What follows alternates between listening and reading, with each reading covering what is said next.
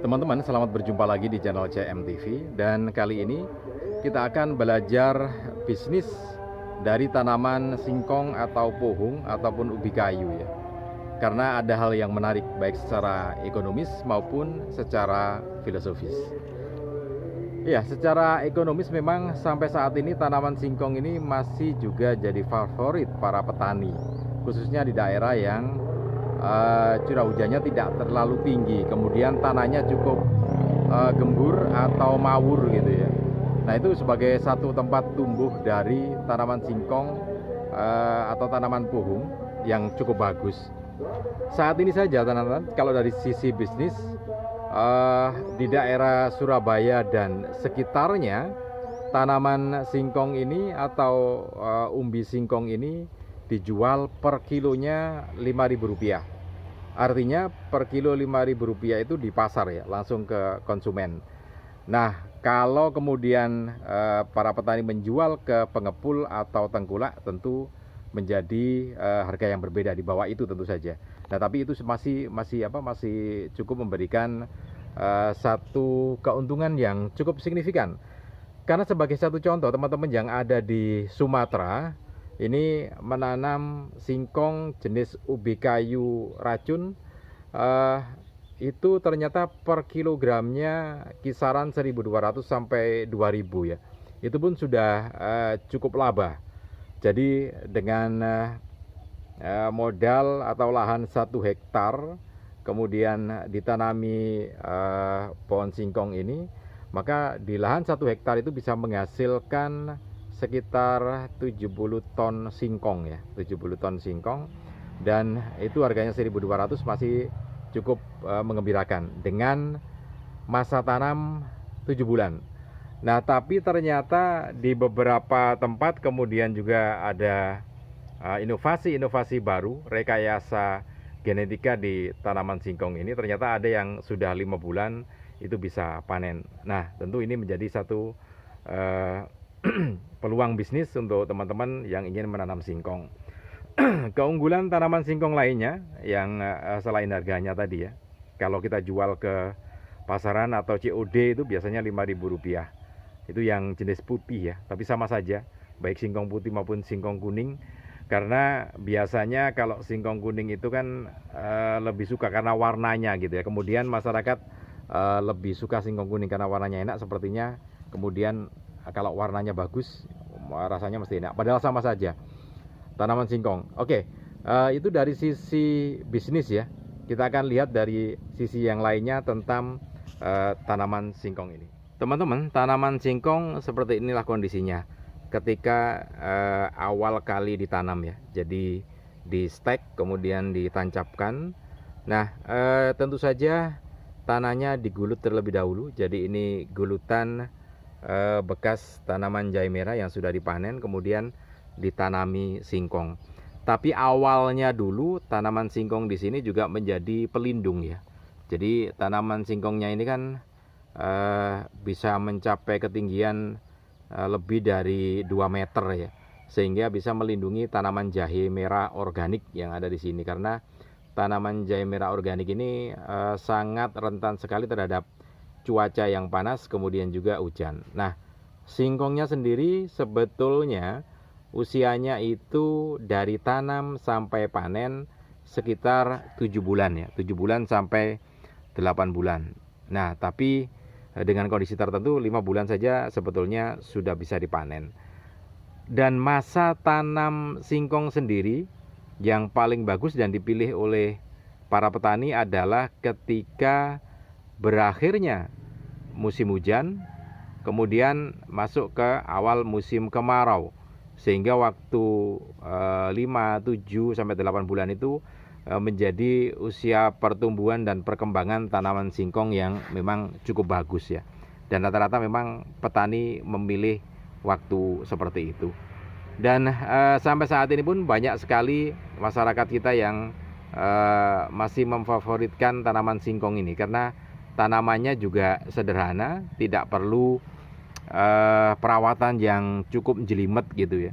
Jadi kalau sudah ditanam semacam ini kemudian tanahnya bagus ya sudah dibiarkan, tidak perlu dipupuk tidak perlu diapa-apain, nanti dia akan tumbuh dengan sendirinya. Beda dengan tanaman jagung ya. Kalau tanaman jagung ini nanti pada usia sekian hari harus dipupuk lagi gitu ya. Nah, kalau tanaman singkong sudah dibiarin, ditancapkan, dibiarin, sudah akan tumbuh dengan bagus. Nah, ini yang kemudian yang membuat para petani suka menanam tanaman singkong ini. Bahkan tanaman singkong bisa dijadikan sebagai tanaman pembatas atau pagar ya di pembatas lahan pertanian para petani itu. Nah, kondisi yang semacam itu yang membuat para petani lebih suka menanam tanaman singkong. Apalagi harganya saat ini per kilogramnya Rp5.000 ya, Rp5.000 itu per kilogramnya. Padahal satu tanaman singkong kalau sudah tumbuh dengan bagus, ini per bijinya bisa 1 kilo itu ya, bisa 1 kilo, bahkan lebih kalau sudah yang sangat besar itu ya. Nah, itu yang membuat para petani memang suka menanam tanaman singkong ini. Nah, ada yang menarik teman-teman, kenapa kemudian tanaman singkong ini dipilih para petani.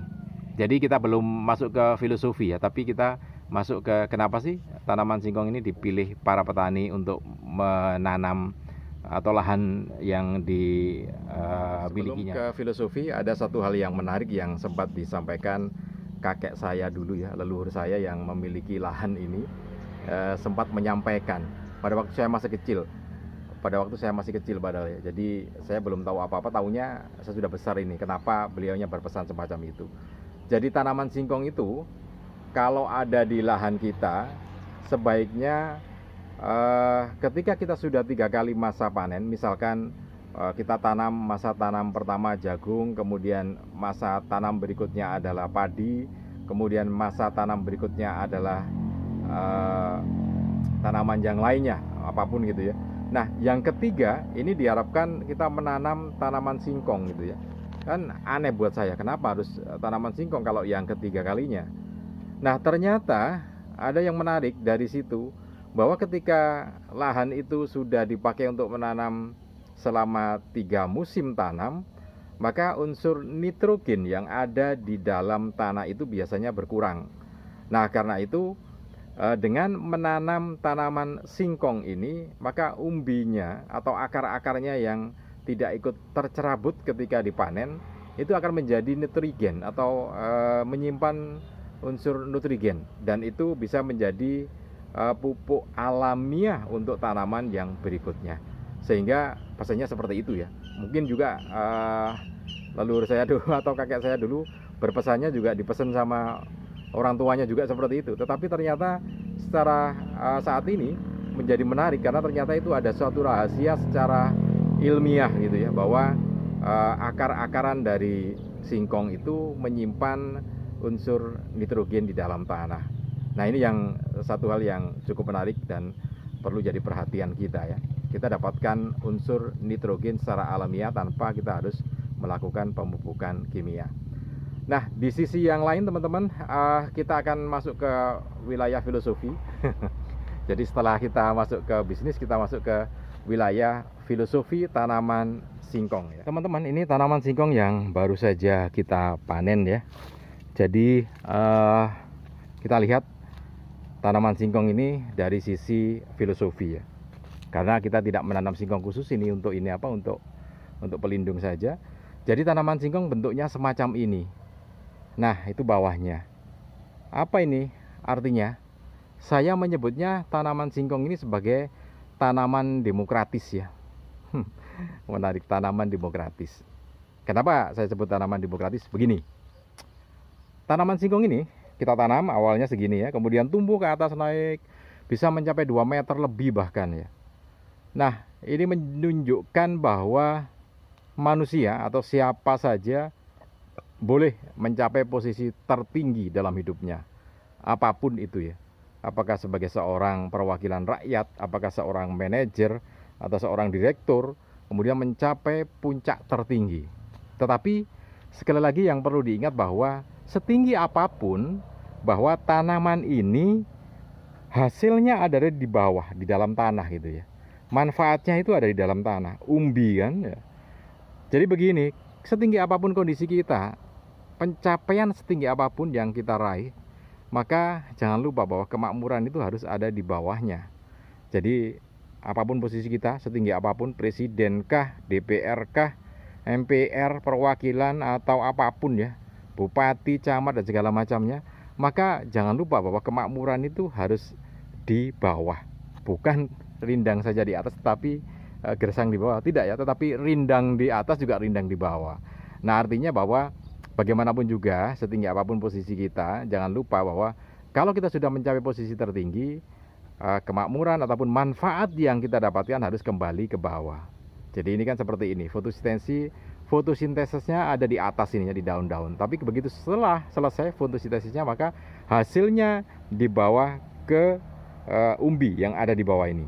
Ini adalah sebuah lambang bahwa kemakmuran itu harus tetap untuk yang di bawah, meskipun rindang yang di atas.